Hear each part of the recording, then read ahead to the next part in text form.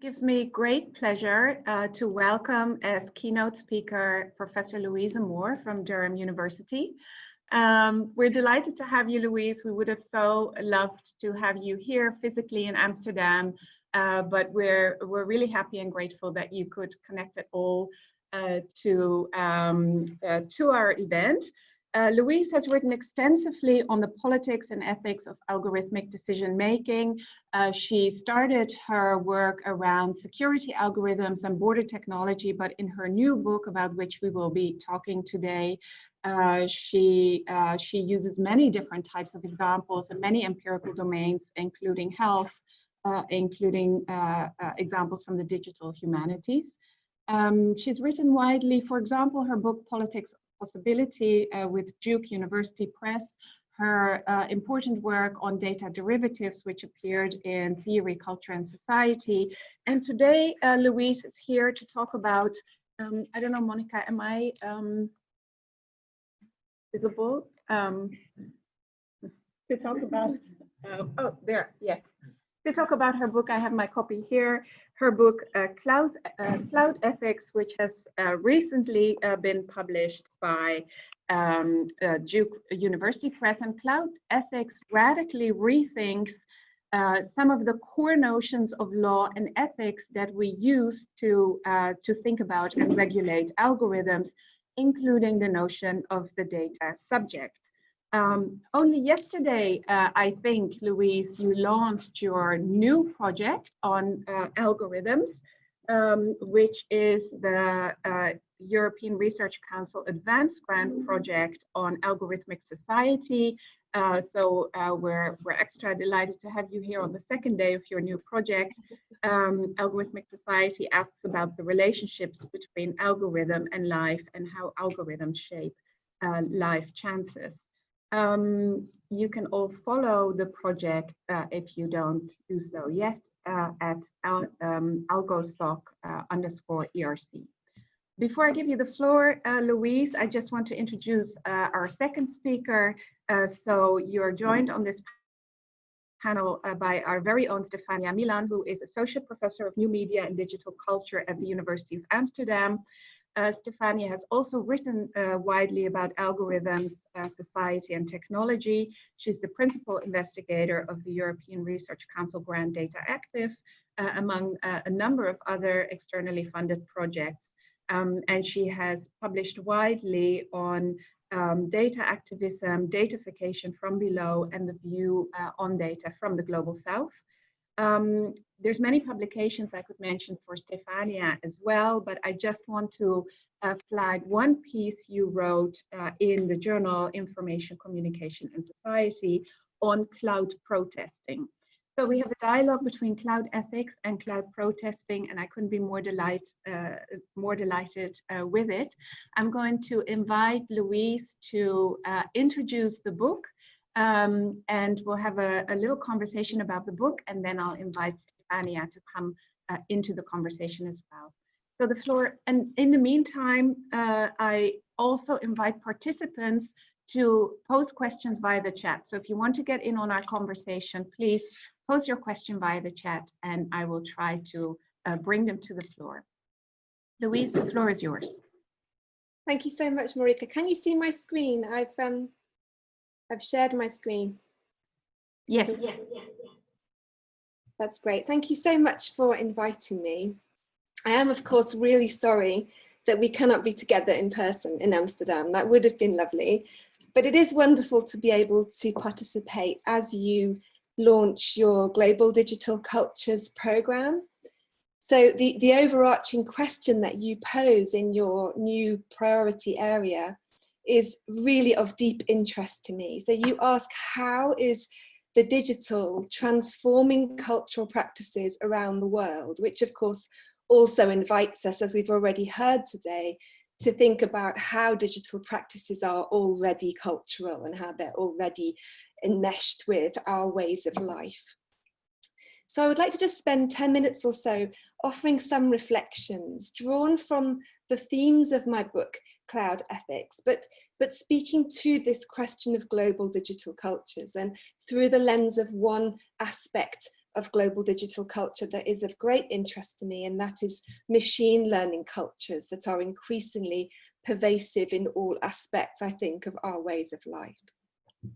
And of course, there's no right place to start, but I'm inspired by your interdisciplinarity and bringing together disciplines.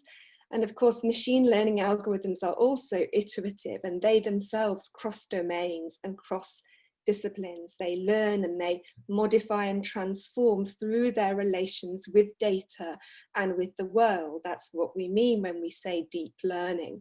We mean algorithms that learn beyond their rules through their iterative engagements with data and with society. So let's find a way into this question that might be possible then to speak across these different disciplines by thinking about a moment when algorithms appear to show something of their logics in a moment where a particular action appears to somehow depart from the programming of the algorithm. So it is April 2019, and a young Muslim American woman, Amoore Majid, wakes in her US Ivy League college dorm room to find that images of her are circulating online. The Sri Lankan authorities had published photographs of Majid on the list of suspects wanted in connection with the Easter terror attacks. Majid was already that morning receiving death threats on social media, and she feared for her life. Later that day, the Sri Lankan police issued an apology and a correction. Their facial recognition algorithm, it was a machine learning convolutional neural network algorithm, they said had mistakenly identified Majid, wrongly matching her biometric data from the online images that the algorithm had scraped from the internet. As is so often the case with these kinds of algorithmic harms, the technology was identified as the source of the problem, the origin of the violence. And this kind of externalization of the problem in the algorithm was also mirrored, I think, in the response, which was that this false positive could somehow be subject to correction. A case that I think we see very commonly with this notion of AI ethics, that what's needed is a code of ethics, that we should look to the source code, that we should excise the bias from the algorithm, and we should seek to somehow place a limit point and limit the harms of the algorithm. But for me, as I'll explain using Majid's example and her story, this is an insufficient way for societies to respond to the ethical questions of algorithms.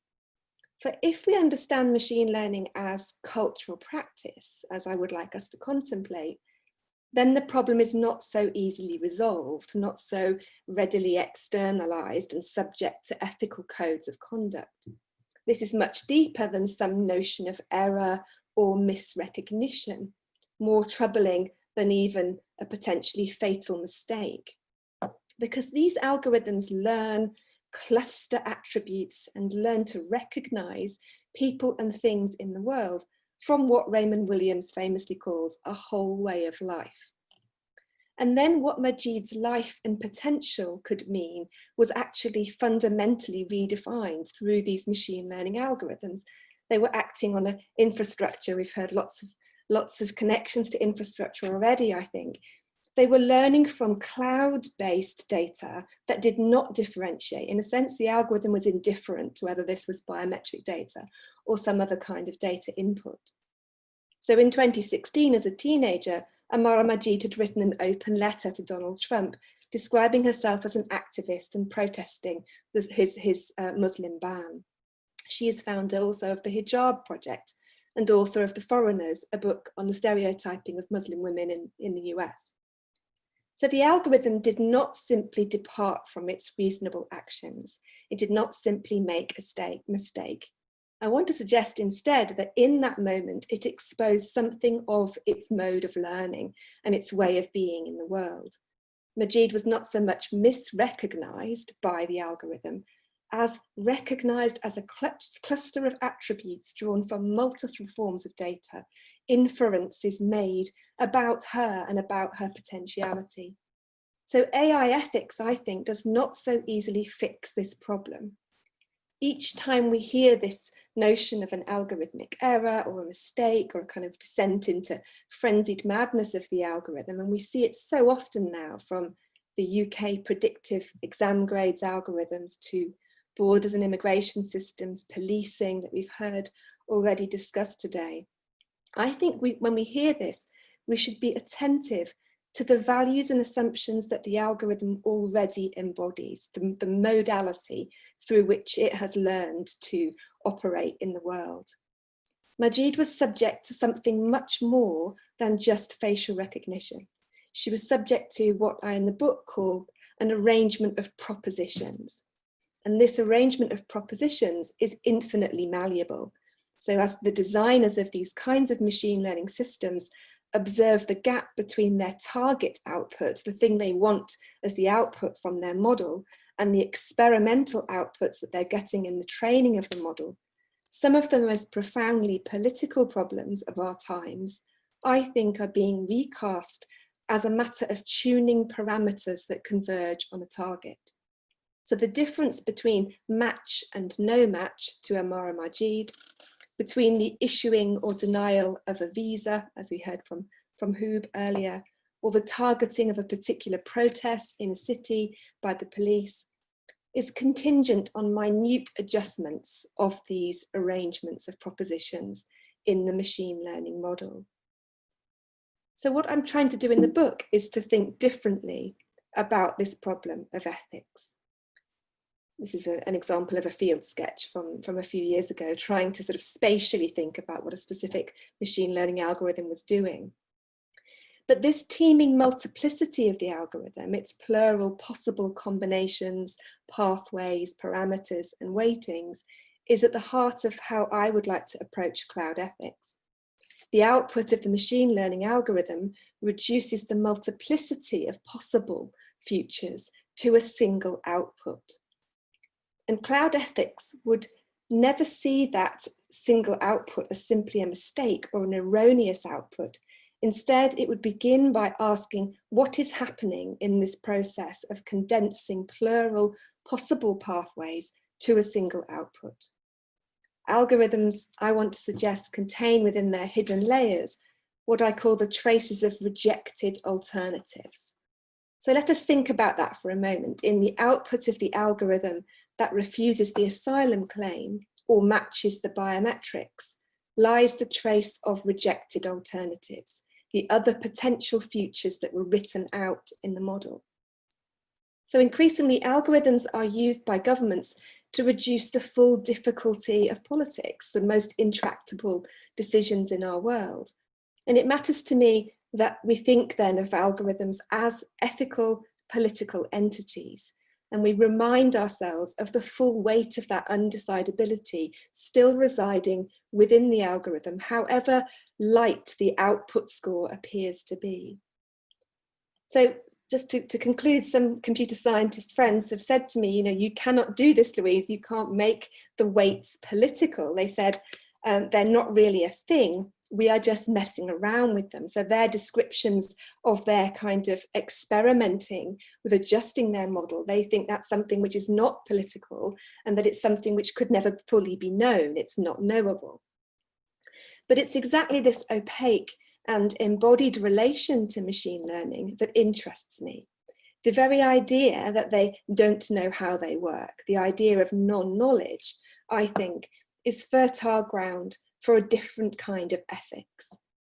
So a cloud ethics will point to the moments when the actions of algorithms are sheltered as a mistake or as an error, and it will reopen what is difficult, undecidable, and political in the algorithmic model.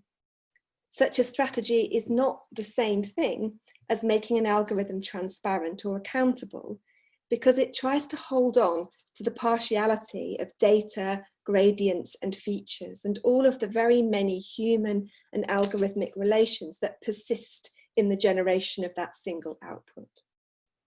So to shift the focus from ethical codes, what we think of as AI ethics often, sort of modes of governing algorithms, to a paradigm in which algorithms are already ethico-political, I want to just finish by saying that I think this does not close off critique.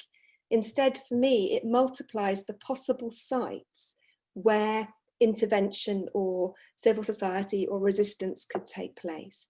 One cannot then simply say the algorithm made a mistake, it erred, we should recalibrate it, we should excise its bias. The young people who protested this summer and protested against the predictive algorithm in the UK were not asking for better data protection or for more accuracy in the digital output or for less bias. They were protesting something that I feel is closer to what I'm suggesting here in the closure and reduction to a single output. They were protesting with their placards that said, "Fuck the algorithm," what I consider to be the protest against the reduction of their future to a single calculus. So what they demanded, I think, was the restoration of the multiple pathways that for them were about their potential futures. So I hope that that will form the basis for us to have a discussion. I'll just stop. Thank you. Thank you so much, Louise, for that wonderful introduction. There would be so much to talk about. I just want to start by asking you to elaborate a bit more on quite how much you rethink the way we currently think about ethics and AI. And you know, the concluding sentences to your introduction just now gave us good understandings or good hints of where that might go.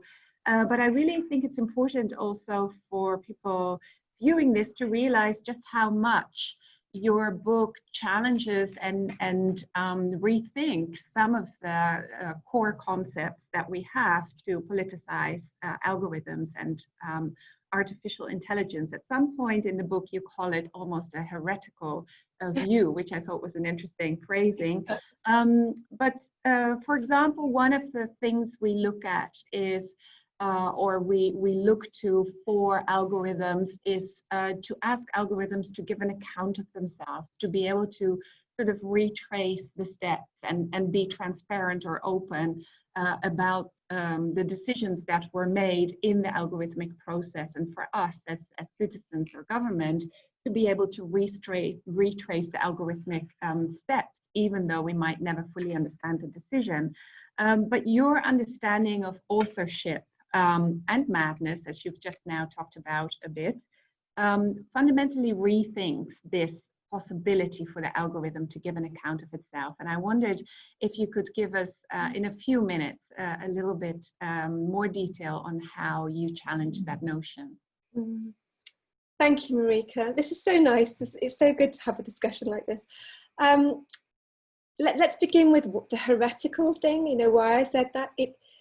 I think that's because that is how it has felt, because it is extraordinarily difficult to contemplate somehow confronting what seems like the right argument in a way normatively, which is, you know, surely the place of these sorts of machine learning algorithms in our society should be for the good, you know, and we see that in so many places. So, you know, wonderful scholarship and civil society groups looking very carefully at, you know, autonomous decisions. How do we ensure the human in the loop in the autonomous weapons systems and so on? And so, of course, all of that work normatively is, you know, extremely important. So it is very difficult to begin from a position really of saying that my project is not about saying that here are the good and the bad uses of particular sorts of machine learning algorithms, but instead to say the ethical question is actually how are ideas about what is good being fundamentally reframed through the algorithm itself. And so I think in some ways, I was thinking about this, that the discussions that you and I used to have in the late 1990s on ethics in international relations, you know, that it was not so unusual then to say, well, really the ethics that surround ideas about just war and so on should never simply be a code of conduct. So, you know, what Foucault describes as being ethics reduced to that is permitted and prohibited. And I've been thinking a lot about that. You know, what does it mean to prohibit and permit particular sorts of digital technologies in our society?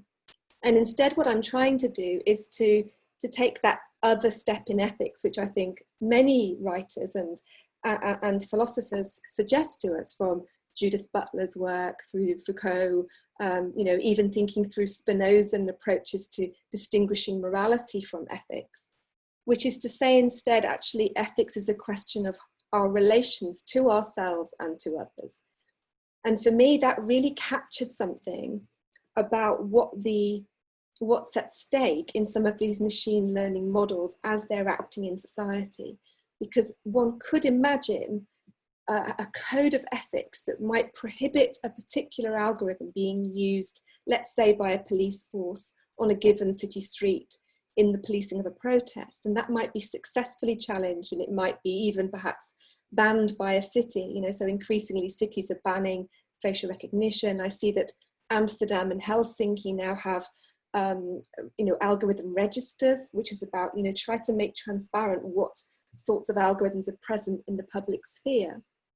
And I see also not just a kind of conceptual problem there, but a practical problem, which is that one could prohibit those things, and yet the very attributes that algorithm has learned over multiple iterations with its trial data, its test data, and the way it's been used in particular cities, even prohibited in this case, could then go on to act against some other future unknown person. So that means that I might feel that my data is protected and secured, or that my face will not be on the register.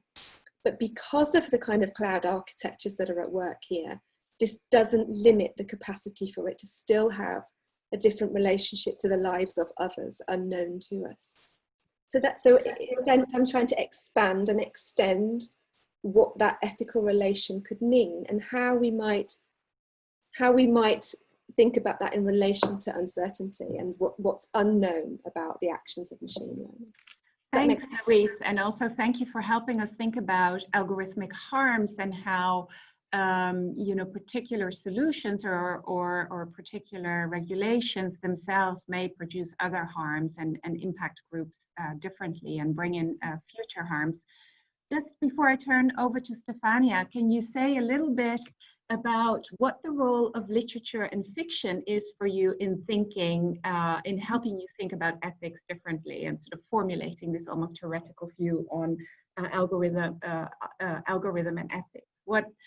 In the book you use John Fowles quite extensively, who is most well known for French Lieutenant's Woman, but though that's not the part of his work that you use. I know that you're an avid reader. Can you say just a few things about what is the role of fiction and literature, and maybe you even have a suggestion for us?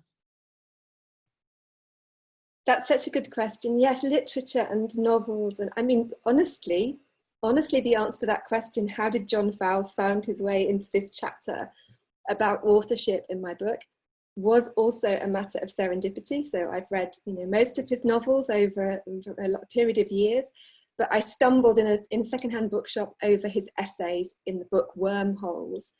And because some of those essays were written in the late 1960s, so they were I think published the same year that Jacques Derrida publishes Of Grammatology, right? So there is this presence of kind of deconstruction, not just as social theory and philosophy, but also as literary practice. But what I found really interesting was that in those series of essays, he's reflecting on both the impossibility of knowing the own source of his authorial writing, right? So he's, in effect, I was reading him as saying, he doesn't know the source codes to his novel. At that point, he hadn't finished yet French Lieutenant's Woman, and he was struggling with where it was going. And his sense was, I'm opening onto uncertainty of where my writing is going. And this, for me, just happens to chime exactly with the fieldwork I'd been doing, looking at how algorithms in particular different domains were experimentally iterating with the world in relation to not quite yet knowing where they were going. And so this I found really interesting. Could we think about writing algorithms as something like writing in other spheres? And if so, might that allow us to move away from thinking about just the authorship of the algorithm, which has been very important to so many people challenging. So, the New York City Council had an algorithmic accountability bill where they wanted the source code of every public algorithm, as though we could locate the authorship in the source code and find there the source of the harm. And I think the response to the facial recognition has been similar, look at the code. And so to shift the focus from authorship, as though we could secure something that way, to thinking about writing and how thinking about writing allows the reader to participate. So our relations in our lives with the algorithm and our role in helping to write it sort of opens up then that question of the ethics beyond the idea of tracing an origin. I think that's it, yeah, tracing an origin into the source code. Yeah, I could talk all day about that, so I'm going to be quiet now. Well, we'd love to hear you talk all day about it, but I think it will be very important as well to get more viewpoints into the conversation.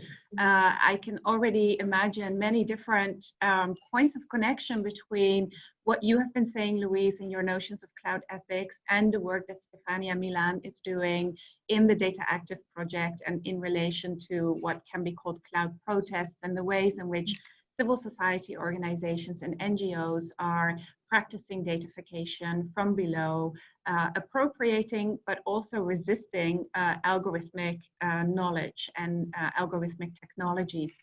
So Stefania, please, the floor is yours to contribute and connect to this conversation.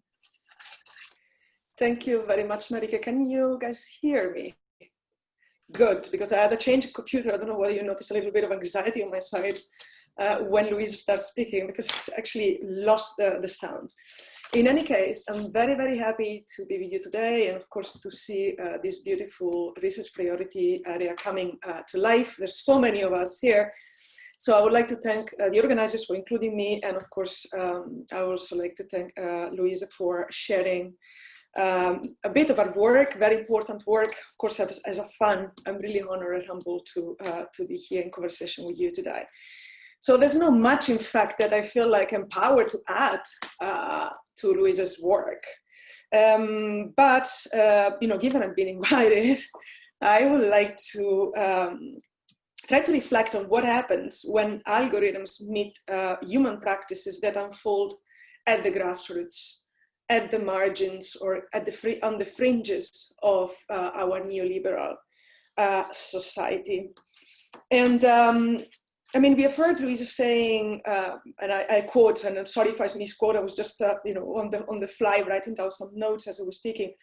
AI ethics does not fix the problem of algorithmic harms, and often it is reduced to a matter of tuning parameters, right? And what these parameters, from the perspective of the grassroots, if you want, these tuning parameters tends to leave out, are at least two things, or at least these are the ones that I want to focus on today: the margins and inequality. So these are two aspects that I believe need to somehow be taken into account also in an hypothetical research agenda on global digital cultures as it intersects cloud ethics and the power of algorithm. What are the margins? What are the margins? And here I borrow from citizen media scholar Clemencia Rodriguez, Colombian American, who wrote in a 2017 book that the margins are a shortcut to speak of complex dynamics of power inequality. So really, she says there's a problem, and it's not new, right? But a problem of asymmetric relations, asymmetric access to the material and symbolic resources that actually result in a differentiated access to the public sphere. Now, when we look at the prominence, or the importance, the centrality of calculative publics in today's decision making, but also in the way the public sphere comes into being, then we see that there's a number of problems that emerge. So what happens if we approach cloud ethics from the margins? One of the ways is to look at inequality, to foreground the problem of inequality. In a recent article that I wrote for the journal Social Media and Society, together with my co-author Emiliano Trere from Cardiff University, we identified at least two new gaps that emerge in this, in the age of the cloud, if you want. And we refer in particular to the current pandemic situation, because we do believe that, I mean, these are old problems again, but the pandemic is probably even centering these old problems and making them even more prominent. And so, you know, we used to talk in the good old days about the digital divide. This is no longer something fashionable or that we actually like to think about when thinking about, for example, cloud related dynamics, algorithmic dynamics, datafied society. Use whatever you know, generic frame you want. And but if you look at what is happening with the COVID, for example, we see you know, these divides really coming back in even more disturbing way. So we identified you know, these gaps that actually result in new types of poverties. And these poverties relate, for example, to maybe low-income countries. This is the most obvious, no? We're talking about global digital cultures that also, of course, includes cultures from the global south, for example, the so-called global south. But there's also a number of other forms of invisibilities that survive pretty much anywhere, regardless of geography, including, for example, in our beautiful city of Amsterdam.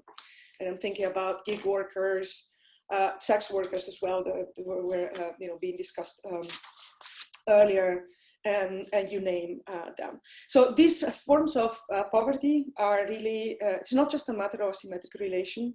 It's not just a matter of data colonialism, or, you know, the exploitation of surveillance capitalism, to use some very popular frameworks, but they have to do with you know, very fundamental ways which we are human. They have to do with people's visibility, survival, and care, as all of this intersects inequality. And of course, it is worsened by the over-reliance of our policymakers on calculative publics and algorithmic mediated decision making. So, I mean, this is just one way of complementing what Louise talked about.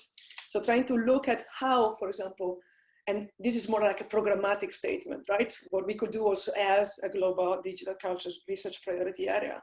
And it requires pretty much any one of us and very different angles and disciplines coming together, because it would be a grandiose project. But looking at you know, cloud ethics from the perspective of inequality as well.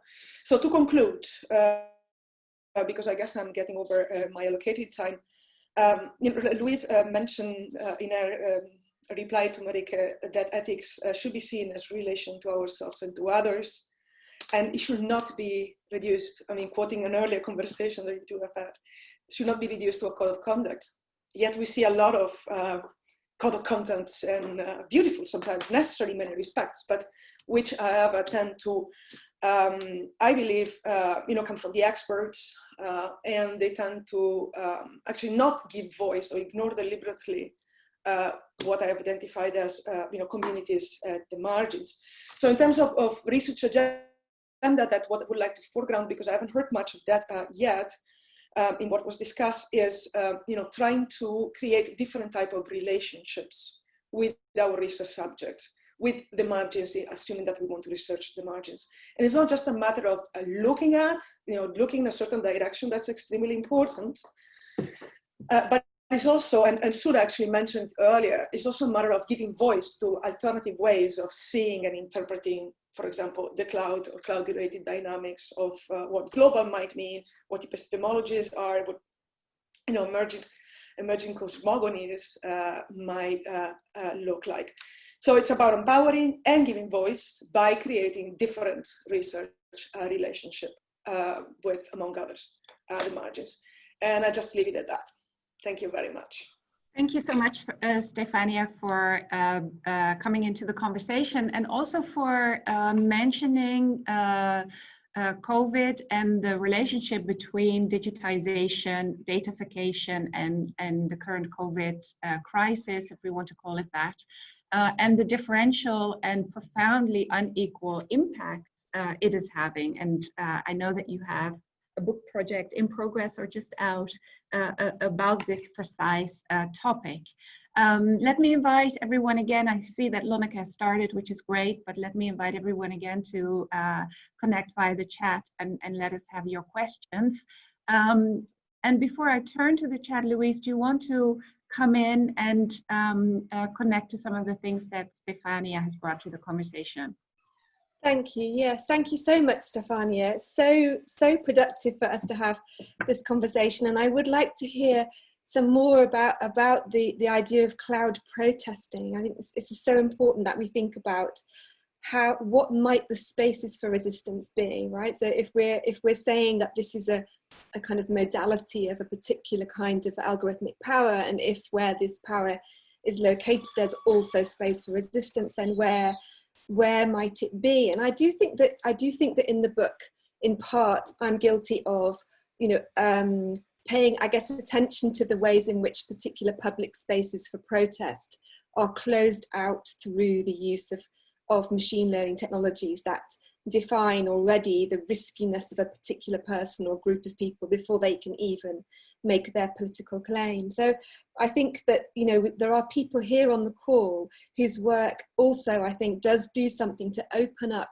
what the possibilities might be for thinking about a counter cloud politics, but one which doesn't seek to somehow withdraw or to step outside of that practice. So I think that, increasingly those people who withdraw their facial recognition, their images, for example, because they want to avoid the technologies, that this, in a sense, is not quite speaking back in the way that you signal in some of your work. I think on this call, there's also Arely Cruz Santiago, I think is here somewhere. She's done some wonderful work around the disappeared in Mexico and the absence of kind of reliable, if you like, state mechanisms for the collection of DNA data, and the absolutely crucial place of digitization in the cloud for the families of the disappeared to be able to make a claim and to make a case on behalf of their loved ones. So I guess what I'm signaling here is that there are lots of possibilities, I think, for cloud protesting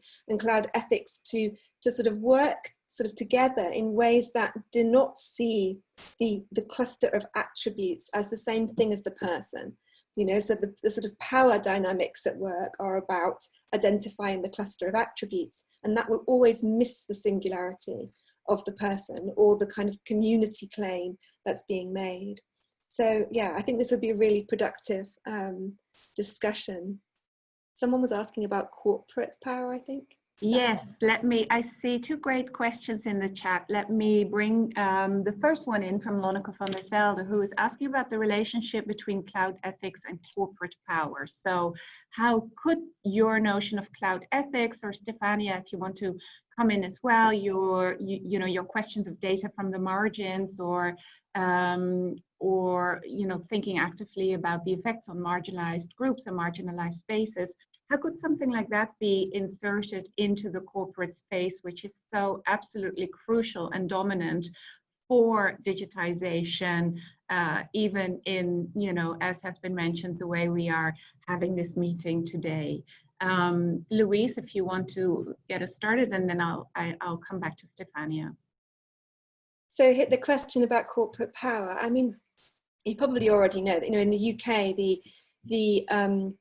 the pace with which private consultancy has been the route into resolving the government's problems of COVID, and in doing so, exacerbating the problem, but also simultaneously making available public data to the private sphere. So I don't know what that looks like in the Netherlands, but in the UK, the big consultants, Deloitte, Pricewaterhouse, KPMG, are offering some of their services effectively for free or in the contract for £1 in return for access to public data sets.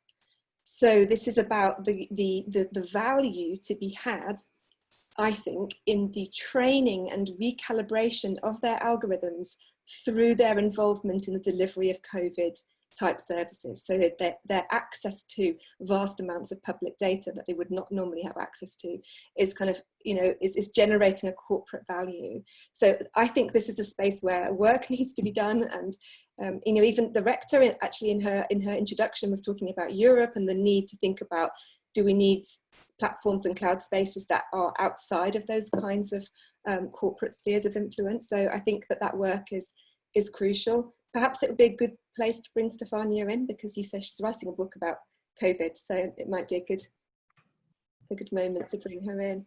Stefania? Yeah, no, the question of corporate power, it's a difficult solution, as it is the question of that you asked, Louise, about the spaces of resistance. How can we create spaces of resistance, create or nurture, of how can actually spaces of resistance simply thrive and emerge, even without, of course, the involvement of academia. And here, I want to, so I was reading the nice questions on the chat, and I see Miriam asking something about border infrastructure, but also saying that she is not particularly, she finds, I'm trying to locate the sentence now, that she finds a bit difficult to remain hopeful or something like that. Sorry if I misquote, I'm reading on the fly. So my work on cloud protesting, for example, is an attempt to bring the question of the cloud, bring the question of algorithms, into the agenda of social movements. Unfortunately, what we have seen is that social movements, and I'm generalizing here, social movements luckily are many and diverse, and we shouldn't generalize, but for the sake of our conversation, we can safely say that unfortunately social movements have not elaborated adequately an agenda on cloud ethics. It remains still abstract. So you have very, very good examples of occasions where this tension between the values of activists and the values of technologies, or the threats of technology, come to crash, and then it becomes visible. I mean, I would like to quote here, of course, the Hong Kong activists taking down, the pro-democracy activists taking down the lampposts because of allegedly they included some sort of AI facial recognition technology. So that's a great example. There's so much more work to do there, and how to connect it to COVID. For fairness, the COVID book is not my own book. It's an edited collection that stems out of a blog that I invite all of you to check out, which is called COVID-19 from the Margins.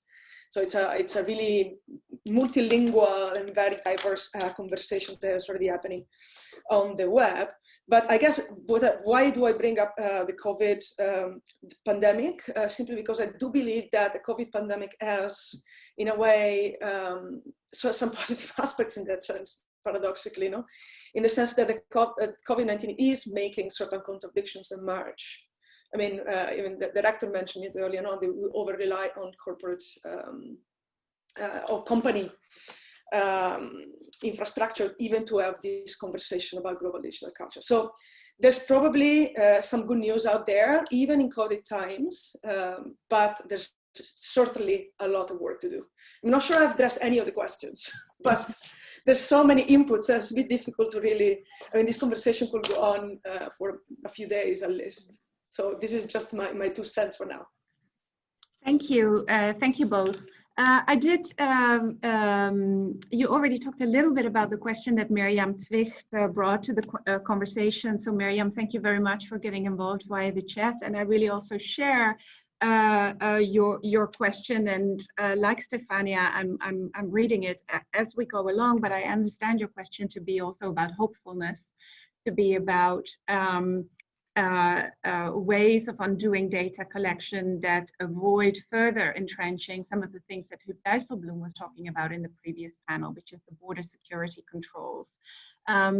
We had a very, so I will ask you both to speak a little bit about hopefulness in the most concrete possible way, from the kinds of empirical observations that you have made in both of your projects. I mean, where do you see active and good examples of places that start contesting or doing data differently, or recognizing the kinds of contingencies and multiplicities that you talk about, Louise? And I was reminded as well, we had one webinar which was about digital public infrastructures, and we were fortunate to have Jacqueline Chan Chu with us from Singapore University.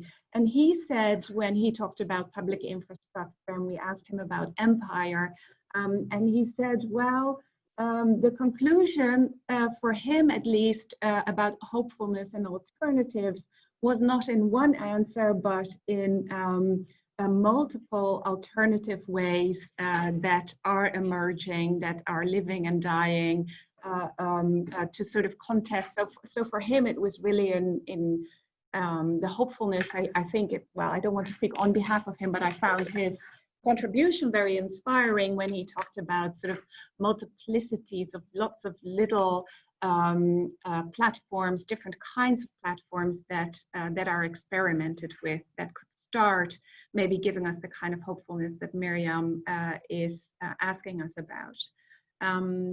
Yeah, Louise, can I ask you to give us some glimmers there? Oh, you want hope. Yeah. Of course, I want hope. I think that's really interesting to think about. What is it about multiplicity that is hopeful? And so this question of there being kind of multiple possibilities in terms of potential future, you know, for me, that's important in terms of ideas. But thank you for saying kind of empirical insight. I think it matters, you know, what we're seeing around us. And what I'm seeing in the last 6 months or so even is a changing, shifting set of vocabularies that are allowing for a different kind of mode of resistance, as though the kind of hopefulness that I've had for a long time, that actually a new generation of those people who can use Python and use GitHub to do new things, as Stefania does, you know, to actually, so this is then not about locating the source code, but actually about setting free people's creativity to show what the multiple potential things could have been. So in the UK over the summer, there were some calls to make the code of the exam determination algorithm, put it on GitHub, and let some of the computer science A-level students who had been given a D grade by the algorithm, let them play with these things and show how this could be different, and show what those different pathways could have been, which, you know, might seem like a really small example, but it's happening in other places. So some of the migrant activist groups in London who appointed foxglove law, and you mentioned law earlier and how it might be more difficult to engage them in the digital cultures questions, but actually I think so many of those spaces are actually very interesting. So foxglove law brought a successful claim for judicial review against the Home Office for the use of their machine learning algorithms to determine asylum claims, and indeed to determine immigration outcomes across the whole of the UK government estate. So they were successful in that appeal for judicial review. But what was interesting is that, of course, that had to happen in the existing legal framework. So the particular success that they had in terms of hopefulness was that the Home Office had to undertake never to use a protected characteristic. So this was about race, and actually in the case of the algorithm, it was defined as nationality data. So we might say, oh, look, here's a success, right? These things can no longer be determined by algorithm. People will have to show that human beings are processing these claims and that they will be heard. But what's interesting, of course, is that and this is back to this question of it clustering the attributes and not simply acting on individual data points, is that already, and I think this is why I would still kind of make the case for a cloud ethics approach to that, they're using proxies for nationality, right? So past travel is still allowed. So this is a continual battle between those civil society kind of activist groups and the law teams who are taking the case, and it's never a complete success, but there is hopefulness, I think, because this seems to me to involve a vocabulary of drawing on even a critical computer science that is able to say, look, this is what your model is saying about these people. This is why, you know, their claim has been refused. So it's a kind of language of contestation that I don't think we had only a few years ago. So I am still hopeful about that it's possible for the kind of political contestations that we've seen in other spheres of life to actually take place in what is so often called, you know, a black boxed algorithm. We've moved beyond that notion that this is black box now, I think, to be able to say, well, we will find ways of talking about these technologies and what they are doing in terms of our politics and our government and society. Yeah. Thanks, great. Yeah, excellent. And of course, we've talked a lot about how notions like past travel are ways of feeding discrimination and differential treatment back into the algorithm, even when particular types of overt discrimination are like meal choice are abandoned. Stefania, would you like to come in on the question of hope and hopefulness?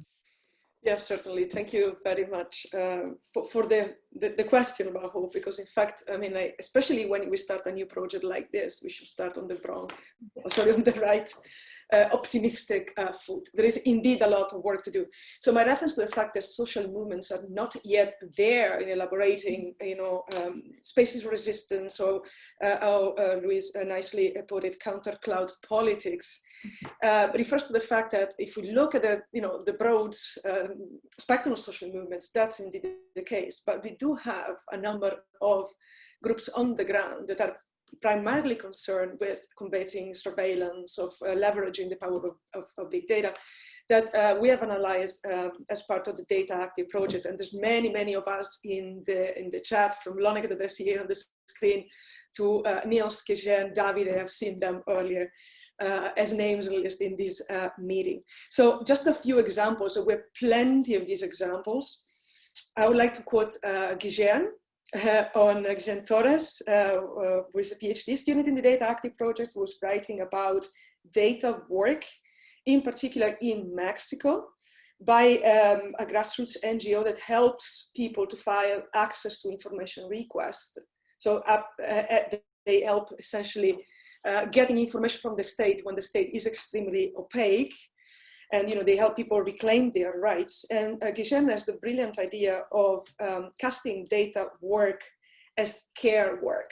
And this is an invitation to Kejen to finalize this article and share it with this group, because there's definitely need to know more about ways of working with data as a way of caring for your community. Also because this has the ability to really bridge what might be otherwise be perceived as a very specialized type of activism, like data activism, with other type of grassroots activism.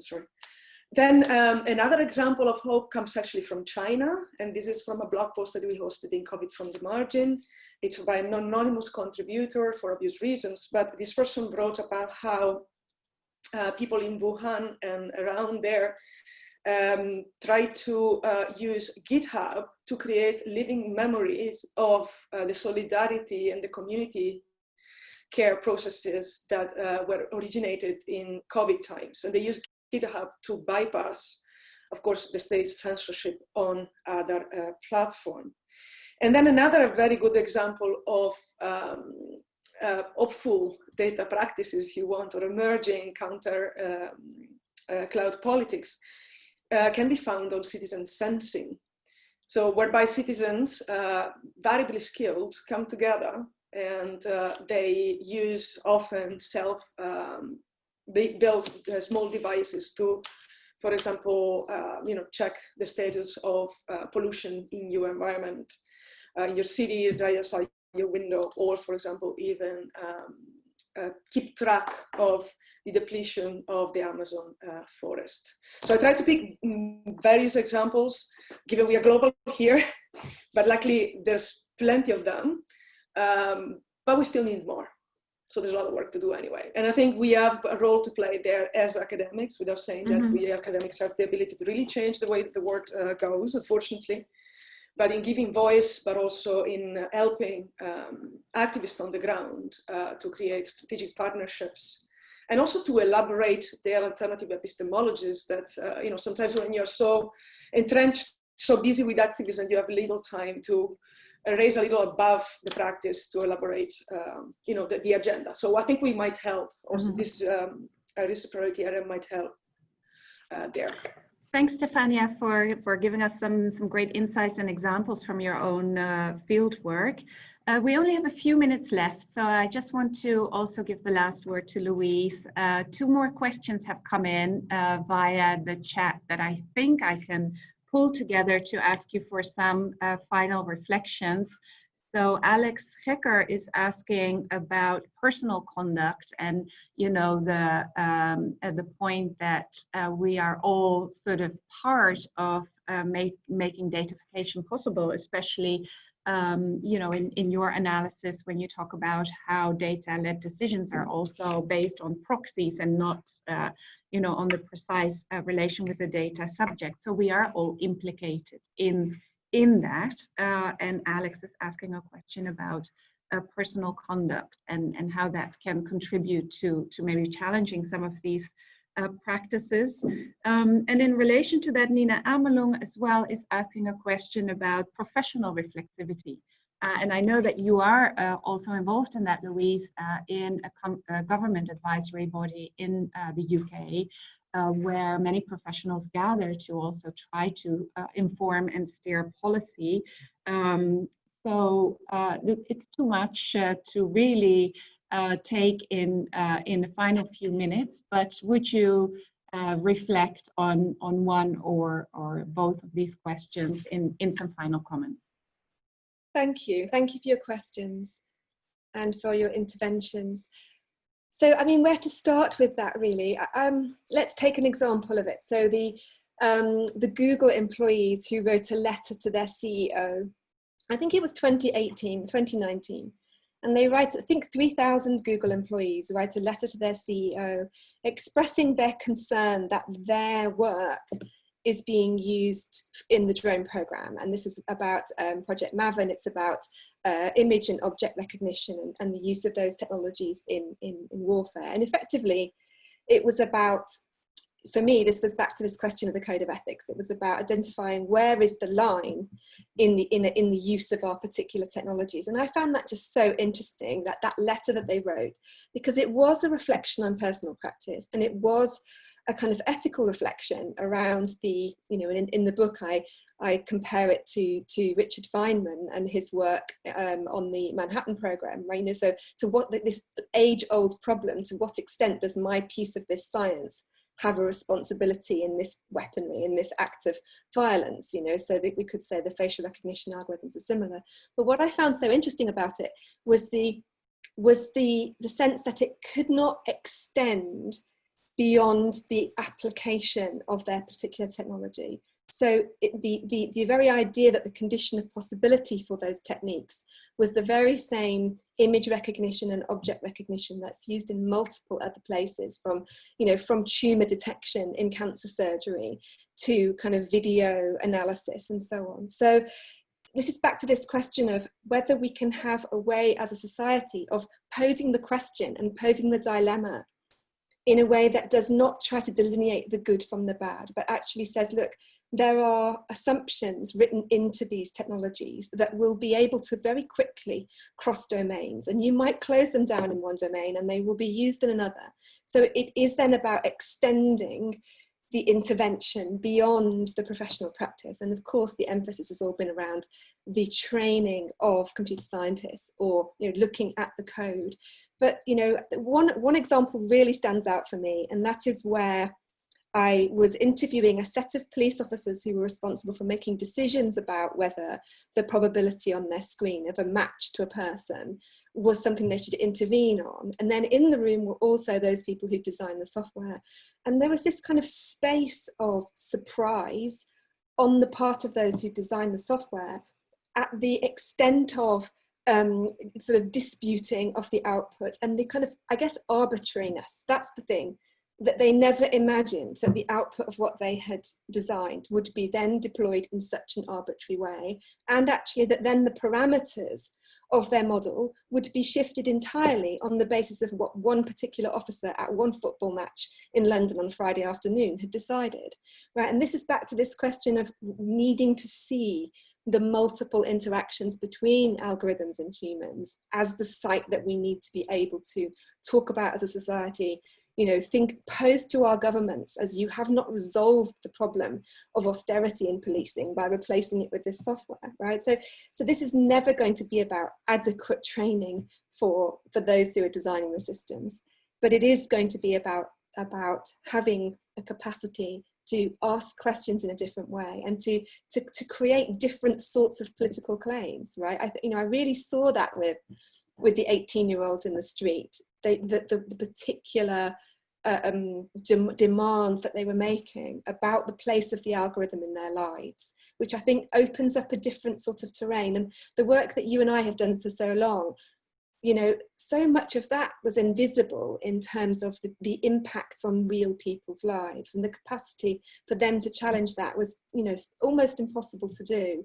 So I guess I'm back to the hopefulness question, that in not identifying this merely as a matter of personal conduct or the agency of the individual, but in seeing this broader capacity to intervene in different spaces, that extends responsibility, doesn't limit responsibility. Yeah. Thank you so much. I would say that that's actually an ending note of hopefulness. And I think your work does help us see so many different ways in which, so many different locations in which we have to think about responsible decision making, and that there is not one place in which that can be fixed or taught, but that decision and responsibility happen throughout human machinic interaction and in many different ways and places, and we need to be attentive to those, to the multiplicity of politics, I would think, or I would say throughout. Thank you everyone who contributed their questions in the chat. Thank you so much, Stefania, for bringing your insights from Data Active, and Louise for bringing cloud ethics to our discussion, and also lots of good luck with your new project, which we will be following closely, and I hope we will be able to collaborate. This concludes the plenary session of our kickoff program.